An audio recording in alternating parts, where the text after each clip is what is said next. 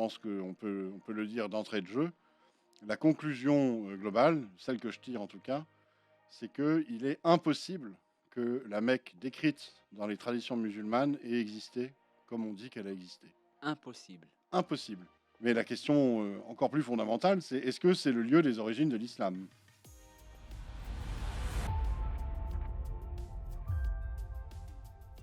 Bonjour à tous et à tous, bienvenue sur Nour al-Alem, la lumière du monde. Nous sommes aujourd'hui en présence de Odon Lafontaine, l'auteur du Grand Secret de l'Islam que nous avons reçu précédemment. Aujourd'hui, cher Odon, nous allons aborder un sujet qui a fait couler beaucoup d'encre et qui certainement va encore en faire couler. C'est le sujet de Mecca, Mekkatul Mukarrama, la Mecque, la Sainte Mecque, la première ville sainte de l'Islam. Donc qu'est-ce que tu pourrais nous dire, en adéquation bien sûr avec ton livre, sur cette ville véritablement?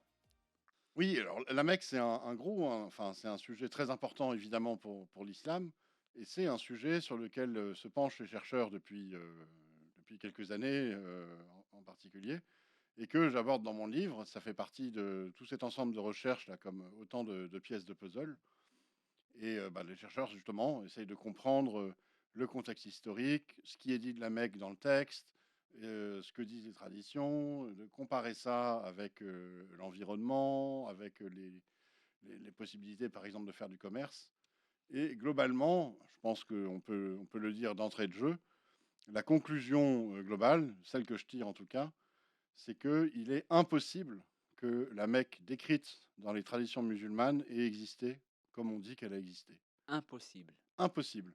Alors peut-être qu'il a existé à la Mecque quelque chose, je sais pas, il y avait un puits, ou peut-être que ça pouvait être un point d'arrêt pour des pasteurs qui faisaient rapidement boire leurs troupeaux pour passer la nuit.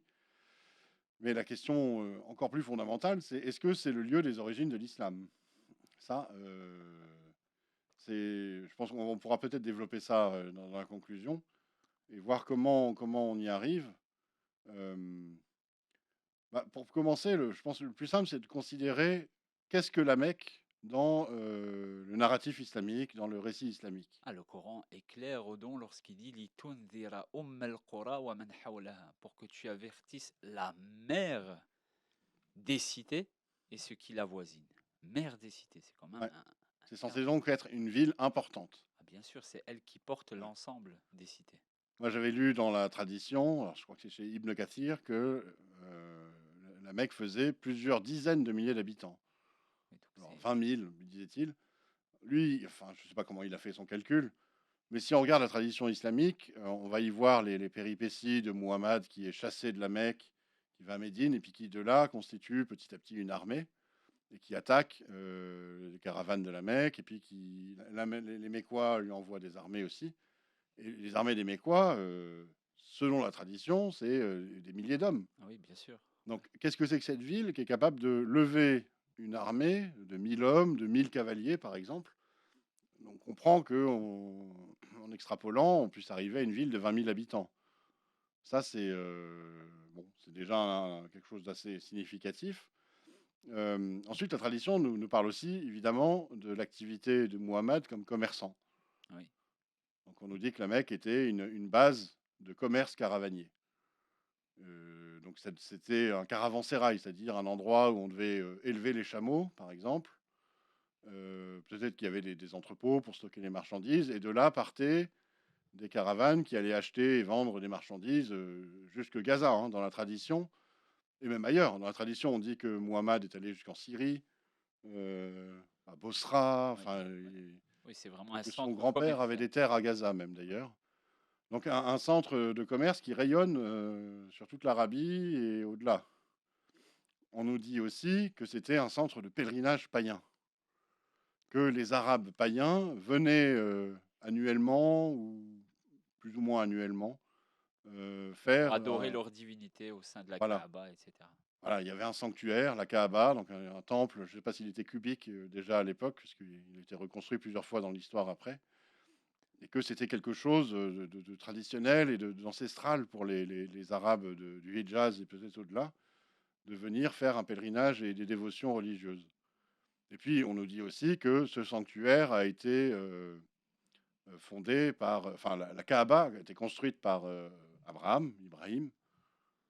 Et même si on prend la tradition islamique, je crois que c'est dans le verset 127 de la sourate 2, on nous dit que Abraham a construit la Kaaba à partir de quelque chose. Il y avait des fondations, donc il y avait quelque chose avant. Dans la tradition islamique, on nous dit c'est parce que Adam, Serait le premier voilà, instigateur. Ouais. il aurait construit. Alors c'est pas dans le Coran exactement, ça dérive de l'interprétation du Coran. Donc ça, on a 4 grandes caractéristiques de la ville de la Mecque selon l'islam.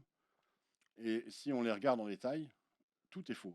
Il n'y a rien qui colle là-dedans, en fait. Il n'y a rien qui colle avec l'histoire comme on la connaît, la géographie du lieu, le climat, les possibilités qu'on a d'y vivre ou pas. C'est très impressionnant, en fait, de regarder qu'il n'y a absolument rien là-dedans qui colle. Et le comment dire, l'argument ultime, c'est de regarder après dans le texte coranique.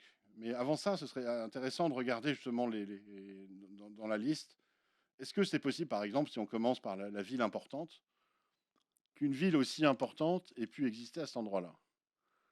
Premièrement, oui. Est-ce que aussi Ouais. historiquement, vu qu'elle est censée être Umm Qura, la mère des cités, elle devrait être citée Oui, alors déjà, il y a ça. Il y a à multiples reprises. ça, c'est quelque chose. Je garderai ça plutôt pour la fin, au dessert, si on veut. Mais enfin, remarquez, là, on nous présente souvent là, qui défile derrière une très belle vue de la Mecque aujourd'hui. On voit que c'est une immense ville. Il doit y avoir, je ne sais pas combien, peut-être 100 ou 100 000 habitants maintenant. Oui, oui, bien sûr.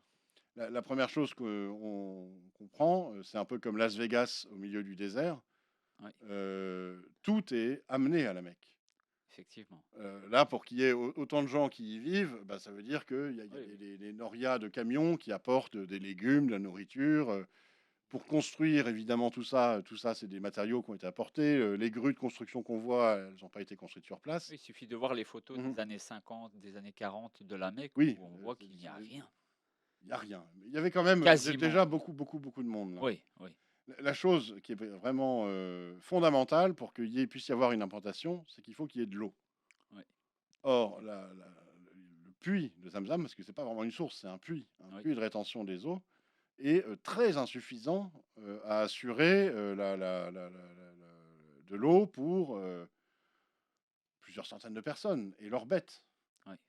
Alors, certains musulmans se sortent de la contradiction en disant que c'est miraculeux, que ça n'en finit pas. La preuve aujourd'hui, il y a 1 million, 2 millions de pèlerins qui viennent, ils peuvent s'abreuver au puits.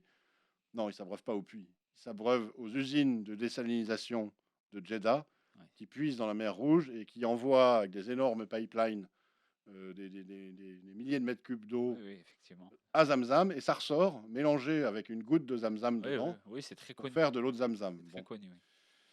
Mais donc s'il n'y a pas d'eau, déjà, ça résout quand même pas mal de questions. C'est très difficile d'imaginer une implantation aussi importante que celle décrite par la tradition.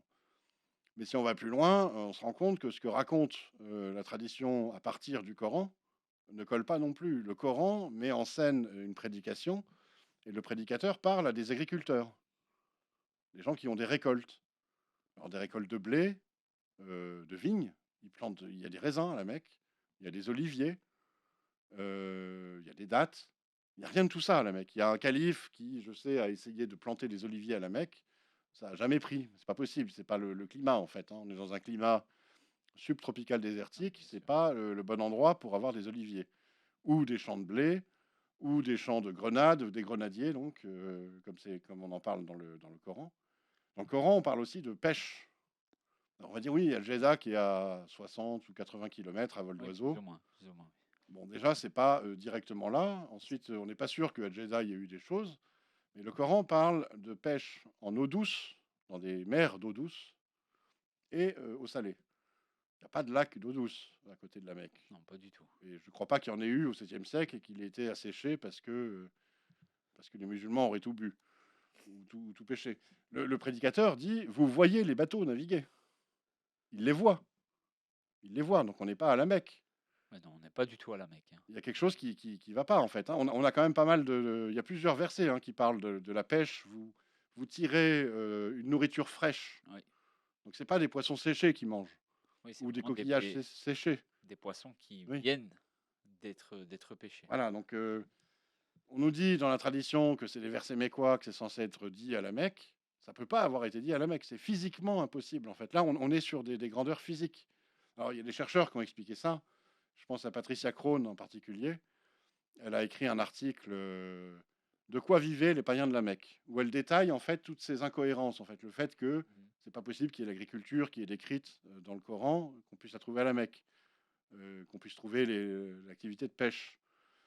Alors, qu'est-ce qu'il nous reste pour expliquer l'existence de la Mecque? Bah, le commerce. Oui, effectivement. On va nous Bien dire que bon, bah voilà, ils faisaient du commerce partout, donc c'était florissant, c'était, je sais pas moi, Amsterdam du grand siècle, c'est quoi, en l'an 1600, quand ils vendaient des tulipes, et qu'ils rayonnaient dans le monde entier, ou je sais pas, Singapour aujourd'hui, qui est une toute petite enclave, mais qui survit parce qu'elle a une activité financière et oui. commerciale. Et ben justement, la même Patricia Crone a travaillé le sujet, elle a fait un livre qui a fait l'effet d'une bombe, je crois qu'il est sorti en 1985, Meccan Trade and the Rise of Islam, le commerce de la Mecque et l'émergence de l'islam, où elle montre qu'il est impossible que le commerce décrit dans la tradition ait pu avoir comme base la Mecque. Pourquoi ça? La Mecque, déjà, est très très mal située pour faire du commerce. Oui. Elle est loin de tout, dans un environnement désertique. Elle n'est pas sur un itinéraire, pardon, elle n'est pas sur un itinéraire caravanier, contrairement à ce que vous pourrez penser. Elle est en contrebas de Oui. l'itinéraire caravanier. Il y a 1000 à 1300 mètres de dénivelé pour rejoindre le plateau sur lequel se trouve Taïf, par exemple. Oui, oui. Et là, il y avait une ancienne route de caravane qui avait servi pour faire notamment le commerce de l'encens depuis le Yémen jusque vers la Méditerranée. Sauf que au 6e, 7e siècle, eh ben, cet itinéraire était désaffecté. Il n'y avait plus D'accord. d'activité caravanière terrestre parce que tout le commerce passait par bateau par la mer Rouge. Oui. C'était beaucoup moins cher en fait d'affréter des bateaux que d'affréter une caravane. Caravane, oui, Les effectivement. bateaux vont beaucoup plus vite, on peut les charger beaucoup plus. C'est moins coûteux. C'est beaucoup moins coûteux, quoi. Je sais pas moi, c'est comme de faire du fret en train par rapport à du fret en voiture Oui, oui. ou en camion. C'est plus rapide, ça coûte moins cher. Et le commerce maritime, il est documenté. On a les preuves que bah, les bateaux cabotaient, il y avait différents ports. Alors, c'est même pas sur la côte arabe de la mer Rouge, c'est sur la côte africaine de la mer Rouge, de D'accord. l'autre côté. Donc l'Éthiopie, puis en remontant Oui, comme oui. ça, quasiment jusqu'à la Méditerranée, où à une journée de navigation de distance, il y avait des ports où les bateaux faisaient escale la nuit, donc du cabotage. Et donc, il n'y avait plus ce commerce-là. De plus, il faut imaginer que si on devait faire vivre une ville avec du commerce, il faudrait vendre des produits à très haute valeur ajoutée, où on gagne beaucoup d'argent, pour Oui. pouvoir financer le coût de la caravane, de l'affrètement d'une caravane, de tous les chameaux, du temps, du fourrage, enfin, Il faudrait une et rentabilité, oui, bien sûr. une énorme rentabilité, et il faut que le bénéfice soit suffisant pour faire vivre la ville. Donc pour acheter la nourriture, qui ne pousse pas sur place, acheter les matériaux de construction, les faire venir, enfin tout acheter, hein, le fourrage pour les animaux, faire venir de l'eau, on ne sait pas comment. L'eau, au passage, je reviens juste sur ça, c'est une chose que j'avais oubliée. Euh, Actuellement, à la Mecque est alimentée en eau donc par les grandes usines de désalinisation de Jeddah. Il y a des énormes citernes qu'ont construites les Saoudiens. Auparavant, l'eau venait avec des immenses aqueducs qui Mhm. avaient été construits donc au Moyen Âge. Alors, à partir de la fin du 8e siècle, il y en a un qui est très connu, c'est l'aqueduc de la reine Oui. Zubaïda. Je crois que les pèlerins, jusque dans les années Oui, oui, oui. 60-70, s'abreuvaient encore avec l'eau qui venait d'une source qui est à 40-60 km. Il y a plusieurs aqueducs, mais celui-là était très connu. Ce qui veut dire, au passage, que avant qu'on construise ces aqueducs, le pèlerinage n'était pas possible en fait. Oui. Ou alors, c'était deux ou trois personnes qui pouvaient venir Très en ayant restreint, fait oui. des énormes réserves d'eau. Sans ça, les pèlerins mourraient de soif. Et c'est ce que dit la reine Zoubeida, qu'elle elle fait construire ça parce qu'elle n'en peut plus de voir tous ces pèlerins mourir de soif. Euh, je reviens sur mon affaire de commerce. Euh, Ce que Patricia Crone a montré dans ce livre, donc, c'est que le commerce n'était pas possible. Ou alors, il aurait fallu vendre de l'or et des pierres précieuses, enfin des choses extrêmement. Mais ce n'est pas le cas. le commerce qui est décrit dans la tradition islamique, c'est un commerce de produits relativement simples. C'est du fromage, du cuir, peut-être un peu d'encens ou de parfum venant du Yémen. Mais on ne sait pas à qui ils le vendaient parce que en fait, tous ces produits-là existaient en Oui, abondance oui, autre part. sur les côtes de la Oui. Méditerranée. Où là, c'est bon, il y avait de l'agriculture, on pouvait faire, il y avait de l'élevage, il y avait du cuir, il y Il n'y avait avait tout pas ça. une distinction mécoise, si je puis dire. Bah, il n'y a pas de valeur ajoutée spéciale à faire venir des produits de la Mecque ou à avoir des commerçants de la Mecque. Quel est leur besoin à ce moment-là de s'implanter à la Mecque? Si c'est pour faire du commerce entre Damas et Jérusalem, par exemple, Ok. et pour rapatrier après le bénéfice à la Mecque pour faire venir pour faire vivre la ville, ça marche pas. Alors pour être tout à fait franc, Patricia Crone a été énormément critiquée là-dessus, mais elle n'a jamais été réfutée sur le fond. Elle a été elle-même très honnête intellectuellement. Elle dit OK, je vais essayer de faire un exercice intellectuel. Elle a écrit un article making sense of the Meccan trade, je crois que c'est ça. C'est Quraysh and the Roman Army. Donc les Korachites et l'armée romaine essayaient de donner du sens au commerce de la Mecque. Mhm. On s'est dit, bon, ok, oublions le fait que la Mecque est à l'écart, oublions le fait que la Mecque n'est pas au bon endroit, qu'il n'y a pas d'eau, que ci, que ça. Essayons de voir, est-ce que c'était possible seulement qu'il y ait. Quel type de commerce aurait pu être possible? Ouais. Et on arrive à la conclusion qu'il y en avait un qui était peut-être possible, c'était du commerce de cuir avec l'armée romaine. Donc l'armée romaine avait des forts et des garnisons, mais beaucoup plus au nord, hein, pour garder les limites de la romaine, c'est le byzantin, hein, Oui, oui, bien sûr. garder les limites de l'Empire.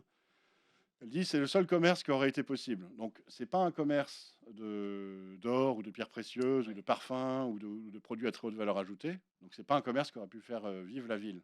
Donc elle-même dans son hypothèse la plus favorable, elle n'arrive pas à trouver quelque chose qui puisse. Pas la solution. Elle trouve pas la solution.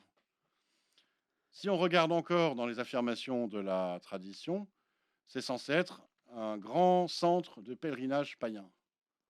Oui, avec même ce qu'on appelle des manasik, des rites bien précis, comme Oui, dans le verset Inna Safa wal Marwa min sha'airillah. Safa et Marwa font partie par exemple, ouais. des, Ou des d'être rites. en état de hiram, de Oui, pureté oui, rituelle avec exactement. des bornes, dont une est d'ailleurs dans la mer, je crois, si on Maqam regarde. Ibrahim aussi, qui lorsque tu vas à la Mhm. Mecque, on nous vante aussi les deux pas d'Abraham qui seraient mis Oui, dans bah oui, oui, oui, le. on va y venir. Ça, c'est assez intéressant de regarder ça. Moi, je relie cette question du pèlerinage païen à l'existence même du paganisme en Arabie au 7e siècle. Est-ce qu'il y avait encore des païens? On a des archéologues qui ont travaillé, malgré le fait que on ne puisse pas faire de fouilles à la Mecque, ils ont travaillé en Arabie, au Yémen, en Arabie, dans le nord de l'Arabie, en Jordanie. Je pense à Christian Robin, qui est un directeur de recherche au CNRS, qui est un des grands spécialistes mondiaux, et qui explique que il n'a jamais trouvé de vestiges païens. Alors il dit peut-être qu'il en restait à la Mecque, mais juste à la Mecque, parce qu'il n'avait pas eu le droit Ouais. d'y aller. Mais partout ailleurs, tout ce que je trouve, c'est des vestiges chrétiens, un peu de vestiges juifs, et les vestiges païens qui existent, du genre à Petra, où il y a des temples païens, ils n'étaient plus actifs. Il n'y avait plus d'activité païenne, en fait. À Petra, il y avait des églises, une église au moins, et même un évêque. Donc, il n'y avait Ouais. plus vraiment de paganisme à l'époque. Et d'ailleurs, la meilleure preuve pour s'en rendre compte, c'est que si on regarde dans le Coran, on voit que l'auditoire à qui s'adresse le prédicateur est chrétien ou juif. Ou du moins, il est sensibilisé, il a été évangélisé, en fait. Oui, oui. Parce qu'il sait qui est Jésus, Oui, pas besoin de lui bien sûr, expliquer. bien sûr. Il sait qui est Abraham, qui est Moïse, puis des personnages un peu secondaires, même Zacharie par exemple. Adam, Ève, etc. Oui, bien Voilà. sûr, Et puis bien il sûr. connaît des concepts religieux sophistiqués, hein. Il sait ce que c'est que l'Esprit de Dieu, Oui, il sait ce que c'est que le Messie ou la fin des temps. oui, effectivement. Donc en fait, c'est pas des païens qui adorent des cailloux ou des forêts ou Il est des rochers. informé, bien sûr. Donc on voit que ce sont ils sont plus païens en fait. Peut-être qu'il y a encore des coutumes païennes, hein. Il restait des Oui, bien coutumes sûr. païennes longtemps chez les païens qui ont été christianisés. Et donc, le problème de ce pèlerinage, c'est que on n'a pas de trace de paganisme et on n'a pas de trace non plus qu'il a existé tout court. S'il est censé avoir rameuté à lui des Arabes de toute l'Arabie, ça, on l'a pas vu non plus. Reste après la question du sanctuaire. Le sanctuaire construit par Abraham, il est censé marquer, tu l'as dit, le Makam Ibrahim, la Ouais. station d'Abraham, l'endroit où Ibrahim se tient debout Alors, Makam, si j'ai bien compris l'arabe, c'est pas juste se tenir debout, c'est être mis à l'épreuve aussi. Oui, c'est également. وَاتَّخِذُوا مِن مَقَامِ إِبْرَاهِيمَ مُصَلًّى. Voilà. Prenez vraiment la station, ils traduisent aussi ça par station d'Abraham, Mhm. l'endroit où on se tient debout, ou l'endroit où on est éprouvé également. On est éprouvé. Bah, l'épreuve que Abraham a subie, c'est Dieu qui lui demande de sacrifier son fils. Oui, Et ça, c'est un commun, enfin, un lieu commun de la tradition juive, chrétienne et islamique. Dieu demande de sacrifier à Abraham de sacrifier son fils, et il le fait sur le Makam Ibrahim. oui, Puis Dieu arrête son geste avec l'ange au dernier moment. Et donc c'est ça qui, dans la tradition islamique, justifie d'une certaine façon la création du sanctuaire. Enfin, le fait que oui. après Abraham, avec son fils Ismaël, construise la Kaaba. Et de dire que c'était Ismaël aussi d'une Voilà. certaine manière. Et il y a une autre Oui, tradition biblique, oui. qui nous explique que ça s'est passé, alors non pas avec Ismaël, mais avec Isaac, Isaac à Jérusalem. à Jérusalem. Et que c'est la raison pour laquelle on a construit le temple à Jérusalem. Or, donc les deux traditions ne peuvent pas marcher ensemble. Il y en a une qui est vraie et l'autre qui est fausse, enfin, ou les deux fausses, mais il ne peut pas y avoir les deux vraies en même temps. C'est Oui, pas possible. effectivement, oui, c'est pas possible.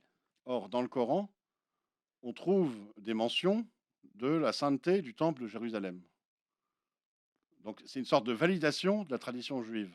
Oui, Dans plusieurs passages, on parle de Zacharie et de Marie qui sont à Jérusalem dans le mihrab, oui, oui. le sanctuaire, Le sanctuaire, oui. bah, le temple de Jérusalem. Donc, ça valide Mihrab.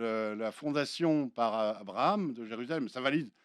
Je ne dis pas que c'est historique, mais du point de Oui, vue du Coran, du point de vue de l'auteur du Coran, il avait en tête que la tradition juive du lieu d'Abraham à Jérusalem était juste. oui, oui, Et effectivement. donc, il n'y a pas de lieu d'Abraham. Syllogisme. Ouais, voilà, il y a quelque chose vous voyez, qui est déconnant, enfin, pardon, qui ne marche pas, Oui, oui. qui ne fonctionne pas dans la logique même de l'islam, en fait. C'est que le Coran garde des traces de ce que le vrai lieu d'Abraham est à Jérusalem. Du moins, la vraie tradition du lieu d'Abraham sur lequel on fonde le temple. Tout en prétendant dans le même Hmm. temps que Abraham et Ismaël auraient construit la Kaaba Eh et que ben, donc on va regarder ce verset-là en détail, parce que c'est très intéressant. Parce que je vois là, il faut se poser la question du pourquoi. Là, on vient de regarder une série d'arguments, surtout si on les croise ensemble, qui nous font comprendre que c'est impossible que ah oui, la Mecque ait existé comme on dit qu'elle a existé. La question maintenant, c'est pourquoi. oui, Comment est-ce pourquoi? qu'on en est venu à concevoir cette immense ville qu'on voit là, Oui, maintenant, qui est devenue immense, à un endroit où peut-être qu'il n'y avait rien du tout, quoi. oui, Alors moi, il y effectivement. a une chose qui m'a toujours, enfin toujours, qui m'a intrigué dans le Coran, et enfin, je développe ça dans mon livre Le Grand Secret de l'Islam, c'est que si on regarde un peu dans la tradition islamique, le schéma général de l'histoire de la Mecque, ou de Muhammad à la Mecque, on voit qu'on a une ville qui est aux mains de polythéistes, Oui, dans lequel il y a un temple ancien où devrait y avoir la vraie religion de Dieu. oui, Les polythéistes, mushrikoun, on en a parlé dans notre vidéo précédente, ça peut être compris comme étant des chrétiens. oui, bien sûr. Donc les chrétiens ont la ville sainte avec le temple saint. Ah, ça fait penser un peu à Jérusalem au 7e siècle, Oui, qui est fortement. aux mains des Byzantins, où il y avait le mont du Temple avec le temple des Juifs, mais qui était interdit en fait aux Juifs. Aux Juifs, oui. Ils ne pouvaient pas aller sur le mont du Temple, hein. Euh, Il y a un épisode d'expulsion de Muhammad et des vrais croyants de la ville sainte et donc de la Mecque. Bah, on en a parlé dans la vidéo précédente, je disais que c'était peut-être la sourate 48. Il y a un épisode où les vrais croyants sont chassés de Jérusalem. Oui, Ensuite, il y a des tentatives de reprendre Jérusalem.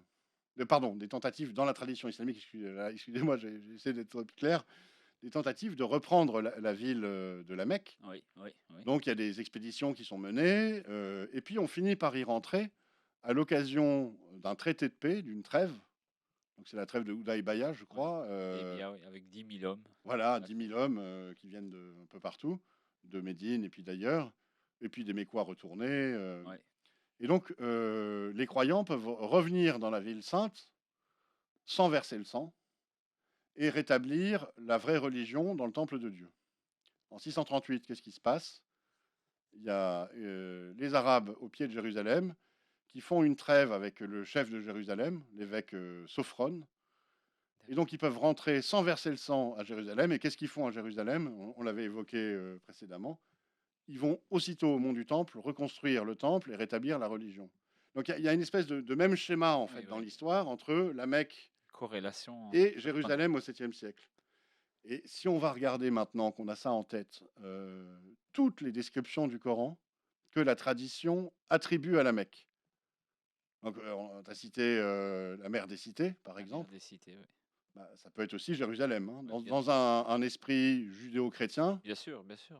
la vraie mer des cités, c'est ça. Le lieu du rassemblement, le lieu où les gens seront rassemblés au jugement dernier, Comme le Hashr, oui. bah, c'est Jérusalem. Il y a même des passages dans la tradition islamique, alors un peu lointaine, dans les traités un peu obscurs. J'avais retrouvé ça dans le travail de Guillaume Di, des mentions que c'est Jérusalem qui est le lieu du rassemblement. Mais dans le prophète Joël, dans la Bible, Jérusalem, la vallée du Cédron qui est au Oui, pied du temple, est censée être le lieu où toutes les nations vont être rassemblées pour être jugées. oui. Ça ressemble beaucoup à ce qui est dit de Jérusalem, de la Mecque, soit par la tradition musulmane à propos du Coran. Évoqué Safa Marwa. Qu'on voit, ah bah ça y est, bon, ça s'est effacé, on les voit là, elles sont dans le, comment ça s'appelle, la Maswa, là, l'endroit où on Oui, fait le va-et-vient. oui, oui, c'est ça. Safa, Marwa, les deux collines, ça censé être des collines. Le Ce qu'on a à Saïd. la Mecque, c'est pas vraiment des collines, hein. Il y en a une qui est haute comme ça, C'est hein. deux bouts de cailloux. Je Voilà, peux te le c'est dire pas en des tant collines. qu'expert, vu que j'ai Qui est allé fréquenté la quelques Mecque fois, oui. plus d'une vingtaine de fois. C'est Voilà, moi-même on les voit personnellement. là, là. Ah, Mhm. ces deux petits bouts qui sont vraiment limite Pas insignifiants. vraiment Moi, des je collines. m'attendais à des montagnes, quoi. À Jérusalem, il y a deux collines importantes, hein, quand même. Moi, je suis allé à Jérusalem, alors pas autant de fois que toi à la Mecque. Et donc, il y a une colline qui s'appelait en grec le mont Scopain. Scopain, ça veut dire observer. C'est le verbe observer, c'est l'observatoire. Et c'est là où arrivaient les pèlerins. Et de là, ils voyaient Jérusalem. Et Scopain se dit en hébreu Safa. On trouve ça dans les antiquités juives de Flavius Joseph. Flavius Joseph, Il nomme cette montagne Safa. Et il y a un autre mont qui est très connu à Jérusalem, c'est le mont Moria, oui, Moria, le mont du temple. Marwa. Ça donne Marois. Et c'est quand même assez, Troublant. surtout que c'est assez troublant, hein. Et ça, quand on parle de Safa et Marwa, on parle de rite de pèlerinage. Le pèlerinage se dit Hajj en arabe. Qu'est-ce que veut dire Hajj, Hag en hébreu? Ça désigne les festivités liées à certains rites de pèlerinage au temple de Jérusalem. Ok, Ça fait partie de tout ce vocabulaire religieux du Coran qui vient de l'hébreu ou de l'araméen, en fait. d'accord, d'accord. Si je regarde maintenant le Makam Ibrahim, ça c'est intéressant aussi. Oui, Donc c'est Sourate 3, verset 96-97, non, l'endroit où on parle du oui, Makam Ibrahim. c'est la sourate Al-Baqarah, verset 125. Wa idh Ah oui, ja'alna al-bayta mathabatan lin-nas wa amnan, lorsque, et rappelle-toi qu'on nous filme de la maison. oui, Et le bayt, ça c'est un autre passage. C'est pas celui-là que je pensais en fait. Je crois que c'est celui auquel je pensais était bien dans la Sourate 3. Si je me plante pas. Voilà, c'est là où on parle de la première maison. La première maison qui a été édifiée par les gens, c'est bien celle de Baka, béni, une bonne ou le direction pour bayt. l'univers. Là sont des signes évidents, parmi lesquels la station d'Abraham, l'endroit où Abraham s'est tenu debout. Oui, C'est 3, 96, 97. La première maison, déjà on peut regarder ça. Le mot Beit, qui est utilisé, maison, dans les langues sémitiques, que ce soit en arabe, mais en hébreu, en araméen, il n'y a pas de mot pour dire temple en particulier. Le temple, c'est la maison de Dieu. Donc en fait, le temple de Jérusalem, c'est Beit aussi. oui, bayt Hamikdash, comme Beit on dit. al-Mikdash, Oui, Beit al-Maqdis, le temple saint. oui, oui, oui, effectivement. Et puis même, ça veut dire la maison en général, Bethléem, la maison du pain, par exemple. C'est comme Oui, ça que ça.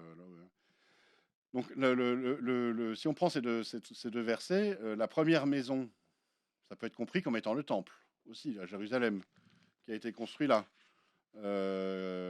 comme une bénédiction pour l'univers, une bonne direction pour l'univers. bonne direction. Voilà. On dit que c'est celui de Baka. Alors on dit que Beka, c'est l'autre nom de la Mecque. Très bizarre ce nom. Si on regarde le psaume 84, il est question de la vallée de Beka, alors qui est traduit par vallée de la soif. Oui, Et littéralement en hébreu, c'est Beka. Et cette vallée-là, les pèlerins qui allaient à Jérusalem, juifs, y passaient avant d'arriver. Elle est au pied de Jérusalem, on ne sait pas où exactement, mais le psaume nous indique que c'est la tradition des pèlerins de passer par là. Je pense à plusieurs études de spécialistes. Il y a Stephen Shoemaker qui a une étude là-dessus, où il explique bien que Beka, ça renvoie pas à la Mecque dans le Hijaz, ça renvoie au psaume 84 et à la tradition juive de passer par la vallée, cette vallée-là, avant d'arriver à l'esplanade enfin, au mont du Temple et pour faire le pèlerinage à Jérusalem. D'accord. Et là, on arrive. Là sont des signes évidents, parmi lesquels l'endroit où Abraham s'est tenu debout, c'est-à-dire le Makam Ibrahim, et les signes évidents, c'est les ayatun, bayinatun, donc les ayats. Ayat al-Bayyin. Alors, ayat, c'est un drôle de mot en arabe parce qu'il veut dire à la fois signe et verset. Oui, oui. Oui. Alors, dans la tradition islamique, on dit bah non, c'est un signe au sens miraculeux, enfin une Prodige, chose oui. physique. Donc, c'est les empreintes de pas qui sont conservées à côté de la Kaaba, dans une pierre. On voit, il y a 2 empreintes, enfin, Oui, oui, oui, vaguement. Tu les as sont peut-être vues, non? présentés. Oui, oui, oui, bien sûr, bien sûr. Donc, elles sont sous un espèce de clocheton Oui, doré. c'est ça, Voilà. exactement.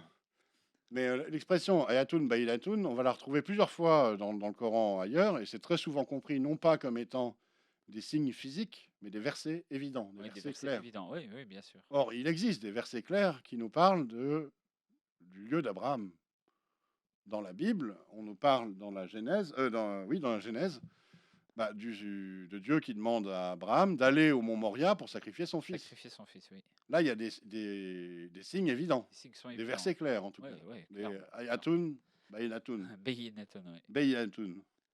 Euh, Il y a une expression qui revient constamment pour qualifier alors la mosquée sacrée à la Mecque, Masjid al-Haram. Là aussi, cette expression, elle peut tout à fait désigner le mont du Temple à la Mecque. On l'avait évoqué précédemment dans notre vidéo sur l'introduction sur le grand secret de l'islam. Masjid, c'est l'endroit où on se prosterne, c'est pas forcément une mosquée, donc l'endroit où on en a l'adoration. Oui, bien sûr, bien sûr. Et haram, avant de dire sacré, ça veut dire interdit. Et parce que c'est interdit, c'est sacré. Que je sache, c'est pas interdit le haram à la Mecque. Non, pas du tout. Même C'est si sacré. certains vont dire c'est interdit Alors c'est pour interdit, pour les non-musulmans. c'est interdit aux non-musulmans, mais il y a un endroit qui était réellement interdit aux vrais croyants juifs qui pensaient que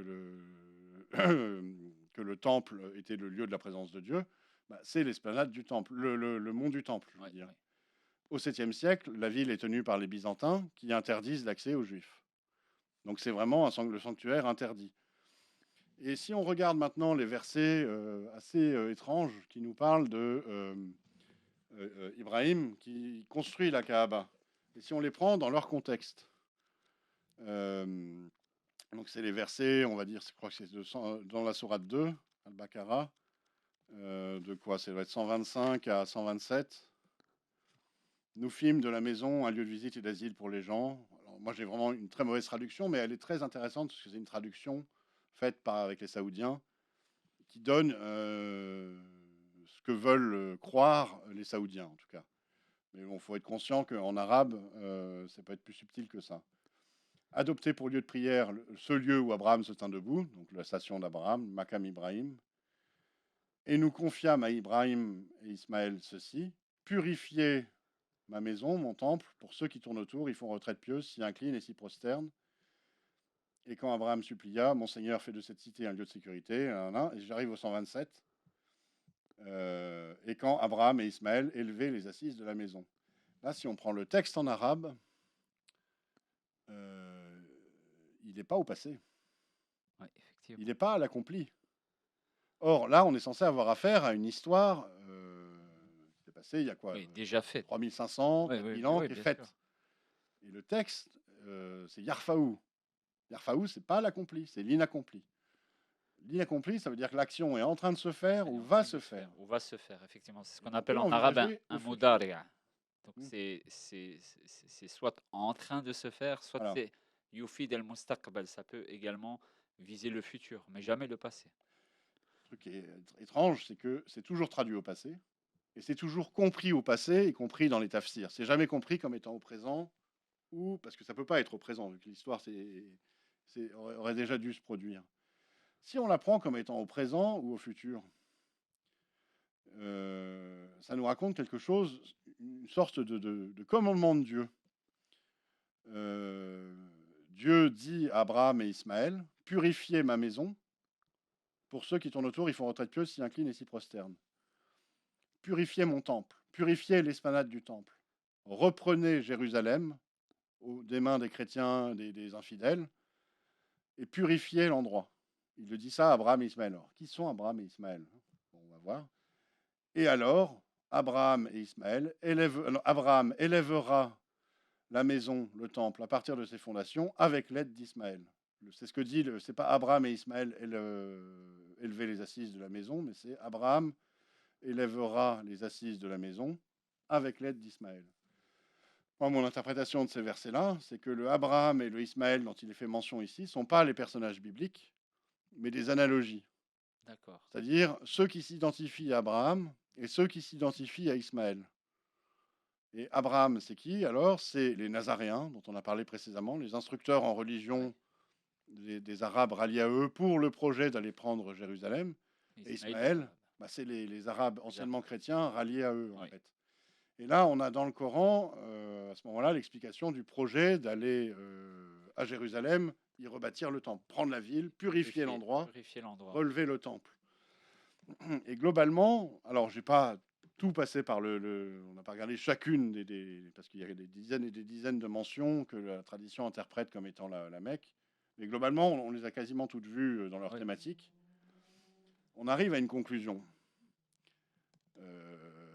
On a un texte donc qui présente une description d'une ville qui peut à la fois correspondre à la Mecque et à Jérusalem au 7e siècle.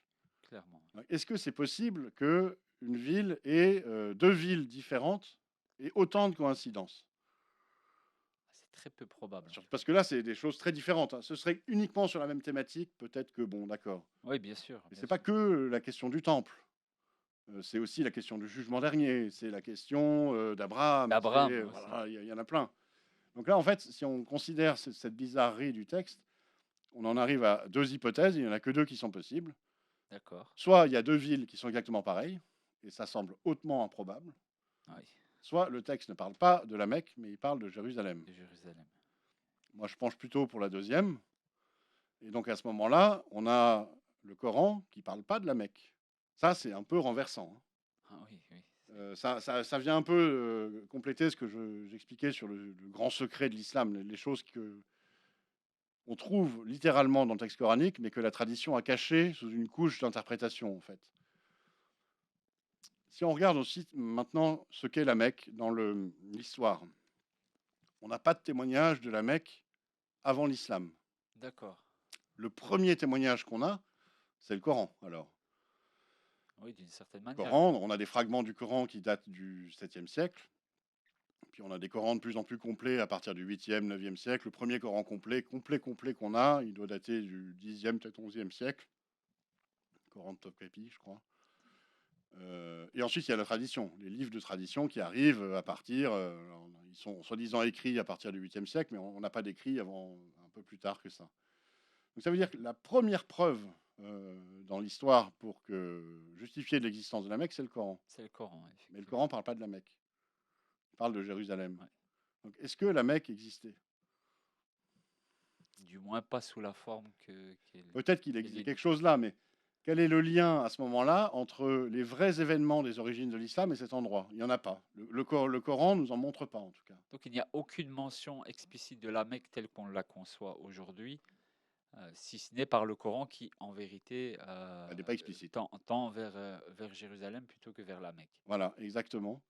Donc derrière, ça nous renvoie au fait que la Mecque, à la fois comme lieu d'Abraham, Makam Ibrahim, et ensuite comme lieu de naissance du prophète, lieu des origines de l'islam avec Médine, sont des inventions postérieures. Non pas peut-être qu'il existait quelque chose à la Mecque. Oui, bien sûr. Mais loin d'être la mère des cités. Voilà, loin d'être la mère des cités. Ce n'était pas possible physiquement. Donc on en arrive à une preuve de ce que une part énorme du récit musulman, c'est-à-dire la Mecque, oui. et donc derrière le prophète qui naît à la Mecque, la prédication à la Mecque, tous les hadiths qui sont mis à la Mecque, tout ce qui se passe à la Mecque sont des inventions ou des déformations de choses qui se sont passées ailleurs et que plus tard des on a déplacé, des exagérations, on a tout déplacé à la Mecque. Ça a pu se passer ailleurs. Ça renvoie à la question en fait du lieu des origines.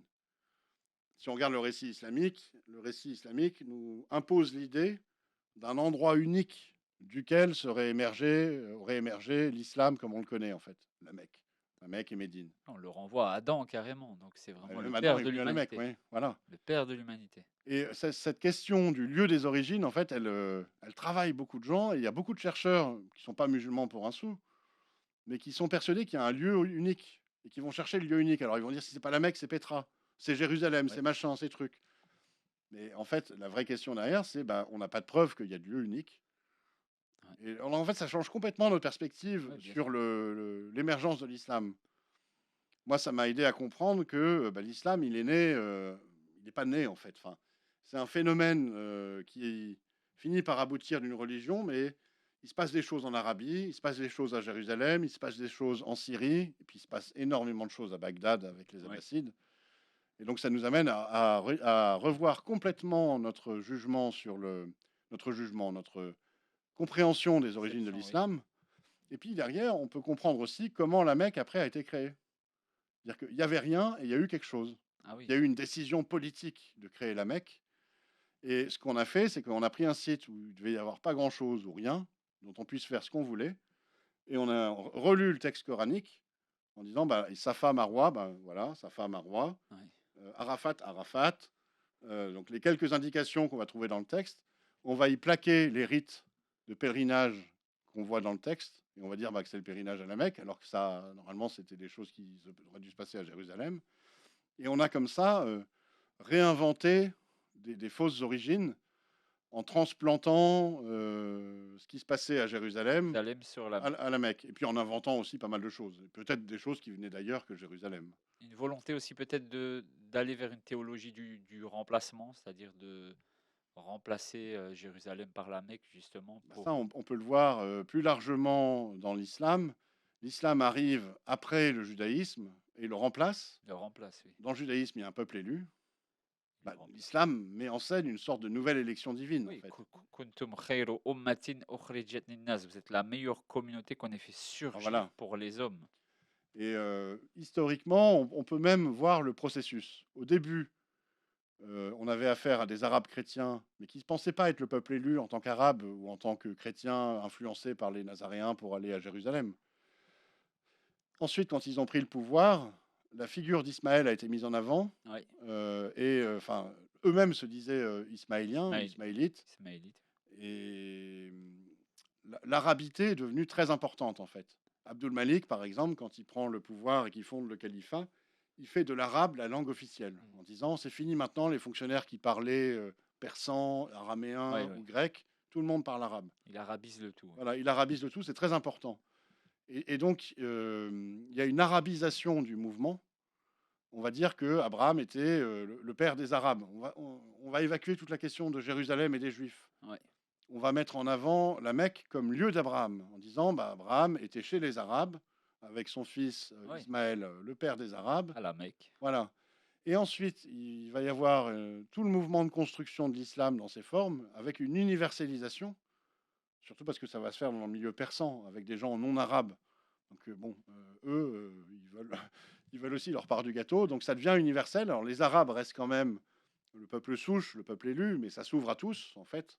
Un peu à la manière du christianisme, d'une certaine façon. Il y avait les Juifs qui ont porté le salut au monde par les chrétiens. Dans la théologie chrétienne, c'est l'accomplissement, en fait. Ben là, il y a un peu de ça aussi, quoi. Et Oui, donc là, on a vraiment une substitution, en fait, à ce niveau-là. d'où le fait qu'il y a une forte arabisation lorsque l'islam vient dans un territoire.